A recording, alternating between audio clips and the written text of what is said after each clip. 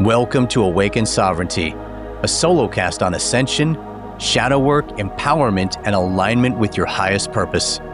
I'm Chris Pinckley, spiritual coach and guide for those moving through deep awakening, transformation, and personal evolution. Let's begin. In this episode, I'm going to answer the question, what is spiritual awakening? Now, this is an easy answer, easy topic, and it's also highly complex because there are a few different forms of spiritual awakening. In essence, a spiritual awakening is when the soul, the higher self, is triggered. It's time to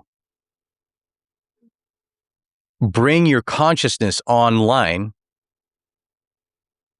time to accelerate the integration process, and so creates a catalyst for this to happen. It usually starts with something seemingly benign. It generally is never anything pleasant. If it's a pleasant experience for you, again, there's a couple of things, there's a few different things that are like winning a golden lottery ticket.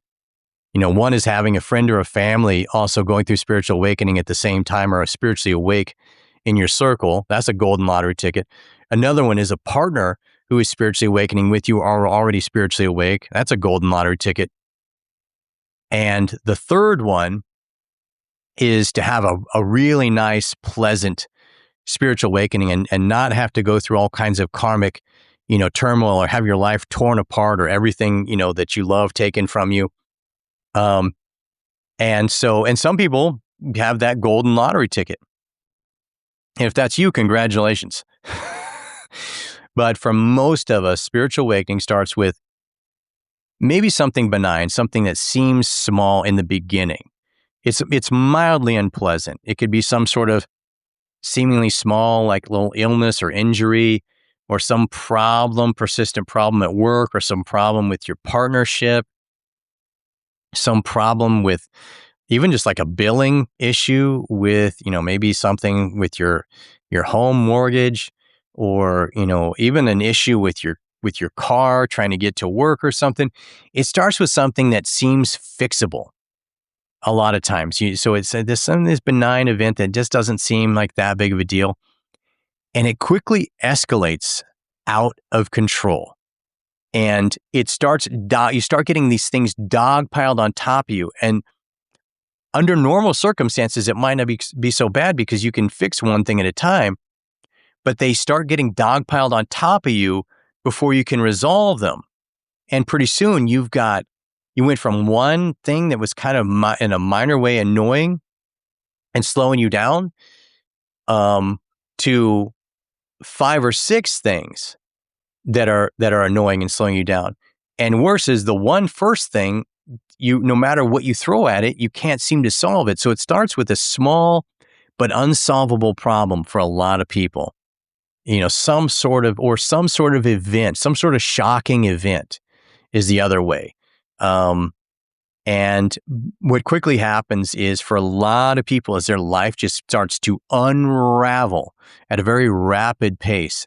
And is a kind of a Lemony Snicket's, right? And Lemony Snicket's, the subtitle for that movie was A Series of Unfortunate Events.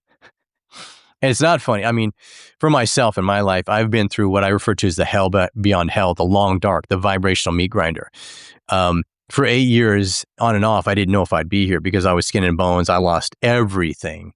I mean, I had no car, I almost had no home. I was locked out for a while and, just coals in my shoes, shuffling. I mean, just brutal. And all the people that I love were gone, just abandoned in the darkest place. And I'm not saying this, as a poor me or to bring you down or I'm just saying that a lot of you will have gone through a lot of really hard times because that's, generally speaking, that's how spiritual awakening starts. And for some people, it can go on for a couple of years, and for some people, it can go on for several years. But some people get lucky. It's just a few months, or maybe even a couple of years, and then boom, you're reinvented and you're back online. And I'm always envious of folks like that because that just definitely wasn't my experience, nor a lot of people I know. that have been in it in the long dark for a long time. But what happens is the ego just starts to just comes under absolute assault. It has all these things taken from it. It doesn't know how to react to it, and it keeps trying to reassemble itself by way of you try to keep trying to get control or take control back over your life, and you just can't. It just, and you try to physically fix something, but then something worse will happen. And that's the thing that I tell a lot of people. I've answered over 30,000 questions on my TikTok, literally, about this topic and around this issue. And that's what I try to tell people is that sometimes the worst thing you can do is to try to physically fix the thing. What you really need to do is the emotional work. What suppressed emotion is this loss triggering? For most people, it's going to be a lot of deep grief. So you need to sob. You need to sob it out. Don't waste the experience, or don't prolong it. Do the emotional work that this is generated to do. It's 1,000 heartbreaks, 1,000 deaths. You have to sort of die to yourself over and over again as your heart is broken over and over again. That's a spiritual awakening. It's like I said, it's rarely pleasant. Some people get the golden lottery ticket and they just don't have much karmic work to do or whatever, or they get to they're good. I mean, I've been the trigger for people before. Just talking to them over a series of weeks, people have become triggered and boom, had heart activation and moved into their higher self. And I'm like, what just happened? Well, there's still other people. A lot of us are just still burning through karma, in the deep levels of absolute hell. And there's some people that's just just a cushy ride. I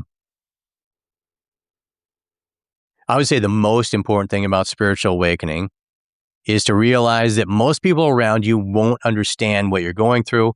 And if you start talking to people, they're going to project crap onto you, and it's just going to be disempowering for you. It's going to be deleterious for you. You're going to feel like they just took a poop inside your energy field.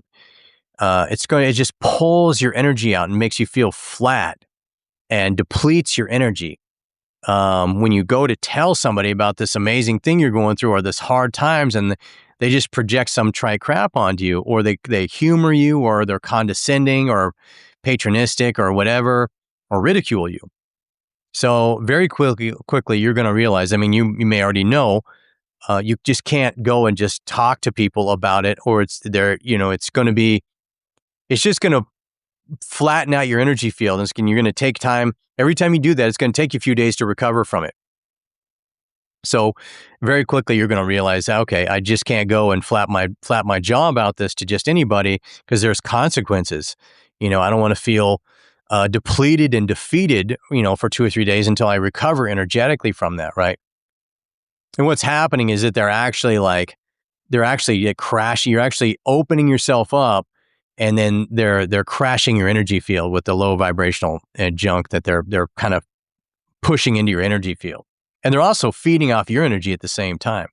It's not nefarious. They're doing it unconsciously. They're not doing it purposely. They don't know what they're doing. But that's what will happen to you over and over and over again, until eventually you keep your traps shut, you keep your counsel, and you wait to talk to people who really understand what's going on, so that it feels more rewarding and uplifting instead of disempowering and draining, right? Now, some people, their spiritual awakening will be an actual Kundalini awakening or heart activation or something crazy. And they won't know what's happening. They won't be able to deal with these downloads and out-of-body experiences and spiritual psychosis and too much information coming in at once. And if you're not ready for it, and especially if you're getting astral blasted out of your body, that can be another type of kind of hell on earth. And it can be the vibrational meat grinder, just this years of hell as you try to make sense of it. People, I mean, I know a handful of people who've actually been committed by their own family because they didn't know what this person who's going through this doesn't know what's happening, and they tell them about it, and people, will, 3D, sort of unawake people will just, they'll just project onto you and label you, and so they end up getting committed, in psych wards because they're going through spiritual psychosis because they had all these activations and they don't know what's going on. And so they kind of go crazy a little bit and they can't talk to anybody about it. It's, it's really, it's pretty brutal for them. But the purpose of spiritual awakening is to ultimately, especially during this time period of vibrational acceleration, also known as ascension, is to shed all the layers of density, go through the painful process of egoic diminishment, and ultimately have heart activation, and then integrate with your higher self, come online and add 10,000 times as much light as you previously were to the planet, and fulfill your divine blueprint. It's a lot, but that's the purpose of spiritual awakening. There are a lot of people that wake up to the world, but they don't do any of the spiritual work, which is very interesting to me. So a lot of people understand all the weird stuff happening, who's really controlling it, what's really happening, but they don't do any spiritual work on themselves. They become entrenched and embattled, and even cast stones at spiritualists, which is weird to me. It's very strange how people that wake up to the way the world is, but don't do the spiritual awakening part, or don't keep going into the next level of the game, which is the spiritual part, can even come at, those of us on the ascension path. So you really have to, you really want to be discerning about who you share it with and who you spend your time with. Because you can't, when you're on this path, you can't be around people that are deleterious to your energy field, that just pull energy from you or bring you down. You've got to pick and choose who you spend time with. And for most of us, what that means is spending more time with ourselves, by ourselves, which is essentially what's actually called for anyway. That's the highest path for you for most people anyway. You need a couple of years to integrate, to balance, to redefine who you are, and maybe to finish out the process so that you can have heart activation and integrate with your higher self, which again is the ultimate goal. So anyway, I think that'll do it for this episode. In the meantime, hey, take good care and we'll talk to you soon. If this episode resonated with what you're moving through and you're interested in private spiritual coaching around awakening, emotional integration, shadow work, relationships, boundaries, or building a soul-led life and business, email me directly at rc101coaching@gmail.com with the word coaching in the subject line. You can also find the contact link in the show notes. Follow Awaken Sovereignty for future episodes and share this with someone moving through their own awakening. This is Chris Pinckley. Stay awake, stay aligned, stay sovereign.